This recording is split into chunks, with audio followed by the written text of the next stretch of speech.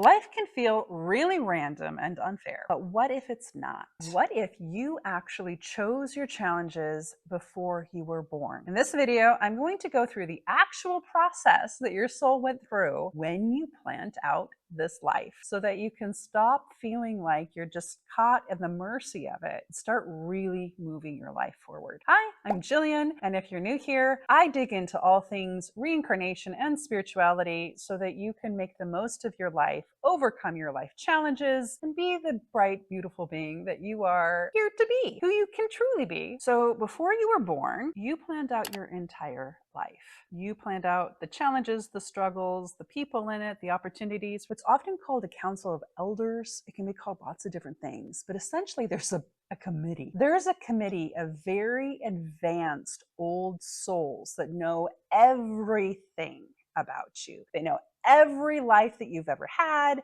They know you down to the core of your being. And don't worry, they have a lot of compassion, a lot of love, a lot of respect for you. However, you will perceive them, or you did perceive them, as an authority. They come in, they have a depth of knowledge because they have been through this so much longer than any of us have, including your spirit guides. They are the ones who oversee sort of the life planning process and are going to be able to give the guidance and direction to make sure that you're having the experience to make this life really successful, because they are the experts. Don't think that you have to do it all on your own. But I think the important thing to hear in this is that this is not something that happens to you. You're not given a life plan that you then have to follow out, that some other being knows better than you. This is really a co-creation. You're deciding what it is that you're wanting to work on, and they're helping you to select those experiences. So at the end of your life, you do a life review of that particular life where you're like, what did I learn? Who did I hurt? Who did I help? All of the different things so that you can kind of draw close to that life. Well, before you go into your planning session, you're going to be thinking back about that life and all the other lives as well that you've lived, and the lessons that you have collected and the lessons you have yet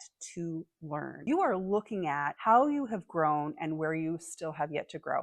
Let's think about it like school. You're going to your second year of college. You know you want to graduate with this fantastic degree. Here are the classes that I've already taken. I got these down. I know these. These are the areas I'm kind of weak in. I know I need to study these in order to get the degree or certification that I want to get in the end. That gives you kind of an idea that you're looking at, where do I still have opportunity to grow? What do I still not know yet? You're going to recognize the soul qualities that you still need to develop, like compassion or forgiveness or understanding or love or courage. All these things that you know from how you showed up in previous lives that you might be weak in. You're also going to look at karma. Now, we think about karma as punishment, and I don't think that's a great way to look at it. Karma is more like balancing. So if you had a life where maybe you did something really wrong to somebody else, you are now out of balance with that person. The universe loves for things to be harmonious. It loves balance. So we know that when we've gotten out of balance in a previous life, and that could be both in a negative or positive way. I was so helpful in giving in a previous life that I need to now have a life where I receive. So I need to set up a life situation that causes me to receive the help from other people. And we have relationships, and those are where things get really messy. And there's a lot of damage and pain and hurt that happens. We need to heal those relationships. So we are going to keep on circling around those relationships until we can get into a place of healing and a place of balance. So if there was somebody that did you wrong in a past life, you're going to be thinking about, okay, well, how can I balance that out or rectify that? Again, not a punishment, but rather it's about how can we get to a place of love and respect for each other. It might take a lot of lifetimes to get there, but you are looking at what's on my agenda, things that need to be fixed. That is one of the things you're going to be looking at when you're going into your life plan. And finally, you're also going to look at patterns that might need to be resolved. So maybe you had particular fears that you weren't able to overcome. Maybe you were addicted to something that caused you to not really be healthy in a soul level way. If there are patterns that you have in your life that cause you to be in disharmony harmony with that. You're going to want to try to clear those up. So you're also going to be thinking about any patterns that you might be carrying, because you do carry patterns like greed and loss and hopelessness around until you finally get to a place of healing and clearing them. This is why we reincarnate over and over again. It's a lot to try to fix everything in one life, which, by the way, might be one of the reasons, if you're dealing with a really hard life, that it is hard, because you are trying to fix a whole lot of things in one life to try to pack it all in.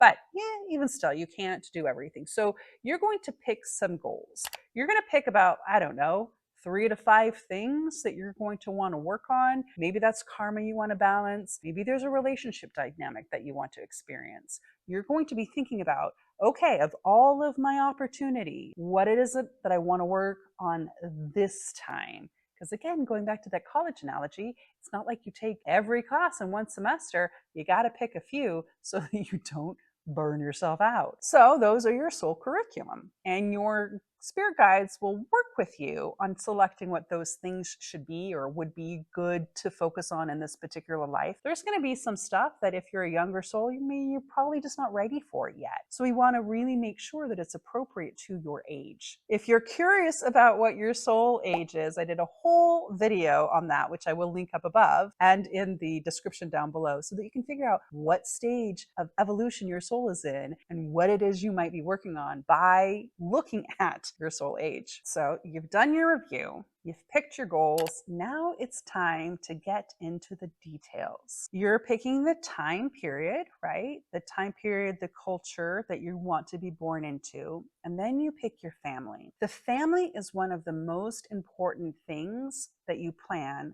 before you get into form. And culture, of course, as well, but particularly family. I imagine there's a very small handful of you that had a perfect childhood experience. Congratulations. For those of you who didn't, you might resonate with this. Your family sets you up to trigger certain issues that you're going to experience. Your entire childhood really is sort of the stage that gets set for your life. You're going to experience things in childhood that will begin to trigger things. So often we look into our childhood as the cause of our wounds. And not to say that some of them don't start there. From my knowledge and understanding, what happens is those things that happen in our childhood actually trigger drama and trauma from previous lives that we're still carrying on to. So that it's like, okay, here it comes up. Here's this issue that needs to be healed. Let's say in a previous life, you were abandoned by your partner. You carried around with you this feeling of abandonment and all of this judgment or this blame or this anger that is not who you truly are. You did not put it down in that life. You did not heal it in that life. So it's still with you. So your soul and your guide and your spirit council says, here's an opportunity in this next lifetime to heal this. You would hope, oh, let's pick a family that's so loving that I just forget all about being abandoned. Wouldn't that be nice? It's usually not how it works. Usually we like to learn through contrast. You may choose to have a parent or parents that abandon you as a child so that you come into this life with that feeling of abandonment triggered and hot.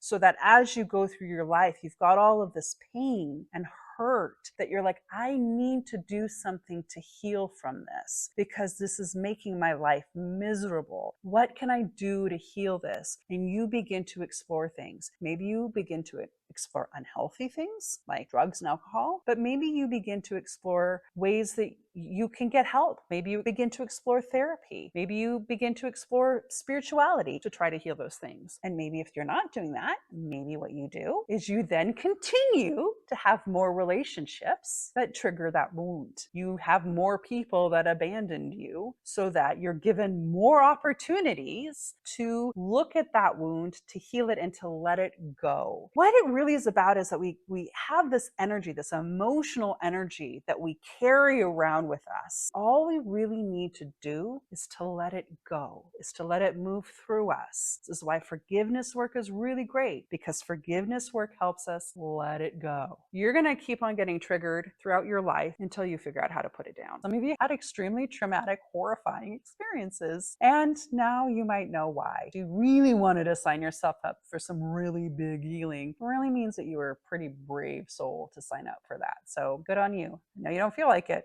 but good on you. It's not the only thing that you choose at this point. You're also looking at your physical body. Yes, you actually get to choose your body, because as you're picking your parents, you also pick your body. They will actually show you, they being your spirit guides, will show you a variety of bodies. She'll be like, here's this person. They're a redhead, they're overweight, and they're a musician. Or you can choose this body that's a man who's going to be a real estate agent. An overweight woman is going to provide a certain set of experiences and opportunities and lessons to learn, compared to being a gay man in Russia, compared to being somebody who's transgender in the UK. You'll also choose other dynamics in the physical world. If you have any mental health issues, if you have any health challenges, if you're neurodivergent, the list goes on and on. It's like a menu of things that you can select that will help you in really learning a particular thing. There's one woman I follow who remembers her pre-birth planning process, and she remembers choosing red hair. She wanted the red hair to remind her of her passion, I think, or her connection to God. She specifically chose red hair for an intentional purpose. I think about that, and I think about the struggles that I've had with my body, and I'm like, why? I really don't want this. But then I had to be like, okay, well, if I chose this, what is it that I'm trying to, what is it that I'd hope to achieve? So each choice about your physical makeup creates an opportunity for your soul growth or a challenge, whatever it might be, something that's going to help you in your soul and accomplish your soul plan, because your physical body becomes your vehicle for this life experience. Now let's look at the people in your life. You have a lot of different soul contracts that you're going to want to fulfill. One piece of information that I have, it's like there was a room full of the people that could be in your life, and you're like, this is the issue that I want to have. Will you work with me on this? And the person will be like, oh yeah, I actually have this issue. Will you work with me on this? And you're like, yeah, that's no problem. I will work with you. I mean, that sounds a little crazy, doesn't it? It sounds a little wild. And I get it. None of us wants to think that we signed up for somebody to treat us badly. Totally understand that. And I'm not saying that all situations in our life are ones that were pre-planned. I am saying that if you're wanting to have a particular experience and you're wanting to learn something particularly, it is possible that you asked for somebody to treat you a particular way so that you could learn and heal and grow from that. I think one of the ways it's a clue for me is when there's a particular person and all these people will treat them a particular way, but they won't treat other people that way. They have a particular person where maybe all of their partners are always really possessive of them, but yet they're not possessive to other partners. That is sort of a clue that this person needed to have that experience. So all of these people in their lives are agreeing to show up that way to help them work through whatever lesson or karma or opportunity it is that they're working on. So it's also at this stage that you're working on any karmic debts that you might have with other people. So plan out how you can rectify those. You look at your romantic relationships and your friends and who you want to be in life with you, who you want to support you. And maybe you sprinkle those people in different areas of your life. I know somebody that worked with me at a job in the past that I had this really strong connection with them. Like they were my father from a previous life. So, but he wasn't in my whole entire life. But at the same point, it was nice to have that experience for that particular period of time. I'm hoping that there was some sort of balancing or support we were able to do through that experience. And then your life challenges. This is the one that sometimes can be the hardest to accept that we're choosing. We're choosing to have relationship issues, to always be single, or to always be abandoned. But each of those challenges is placed in your life so that you can learn a particular thing. So for example, financial struggles might be helping you to learn resourcefulness, or it might be to learn how to accept help from other people. Relationship issues might help you to learn self-worth, because it might get to a point where you're like, no, I'm not willing to accept this anymore. And so it's triggering you to stand up and learn, oh, I'm not going to do that anymore. So each challenge that you experience is specifically calibrated to help push you forward, hopefully to not break you. Now, we know sometimes they do push us to the point of breaking, and sometimes over that point, but that's the idea, is that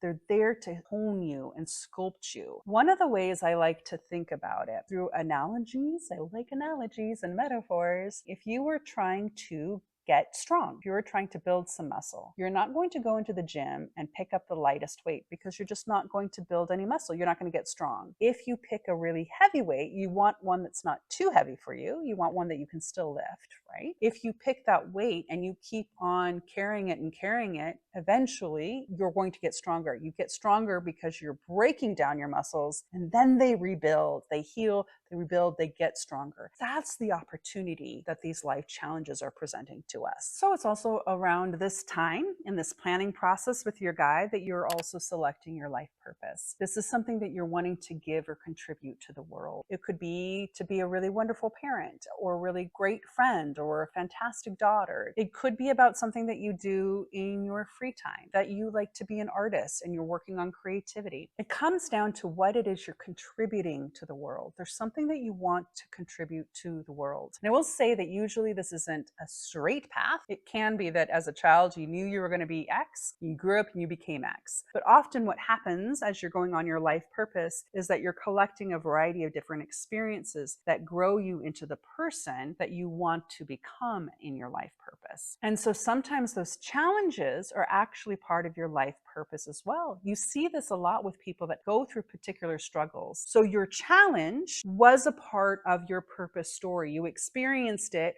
so that you could then help people who are experiencing it, so that you could help change the world in some way through the experiencing of it. So you're working through all of this with your guides in some magical room where you're planning things out, and maybe you're looking at things on screens. I've also heard it this like three-dimensional laser light stream sort of an experience, because it isn't that your life has to go from A to B to C to D. There are a variety of different paths your life can take. You have free will. You got to live the life that you want. It's not like you're just given a plan and be like, here you go, live this exact life. It's not as much point to it if you don't have the chance to make your own choices. As you work with your guides, you are looking at, okay, well, if I make this choice at this point, these are the different paths that might shoot off from that. You then have an entire map of what your life could look like. There will be particular focal points that will happen along that plan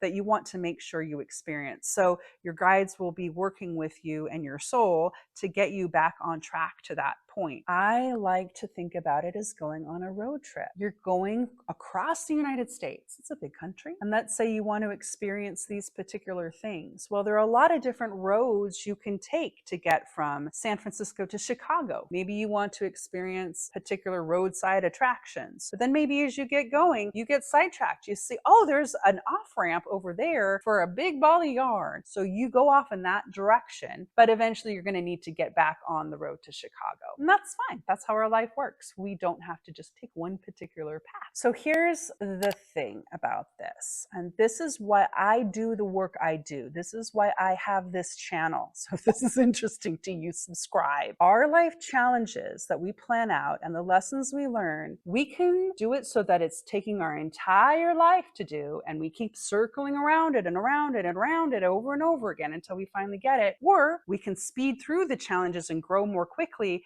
and live our life in a different direction as we keep on going beyond the points where we've learned these challenges. What I want to do is to help you so that you're learning these challenges the quick and easy way and don't have to spend your entire life doing it, because you came here to learn particular things. I want to help you accomplish them so that you can live a more interesting, fulfilling life. Because one of the things that I have also learned, and it deeply resonates with me, when you talk about these different life paths will have a different vibrational frequency to them. So there will be lower vibrational paths. Those might be ones that you get involved in addiction, ones that you end up being very hurtful to other people. Those So lower vibrational paths are more uncomfortable because they're further away from your true divine nature. As you go up these different life path options that go to a higher frequency level, those are the ones where you're more aligned with who you truly are. You ever have those moments where you just feel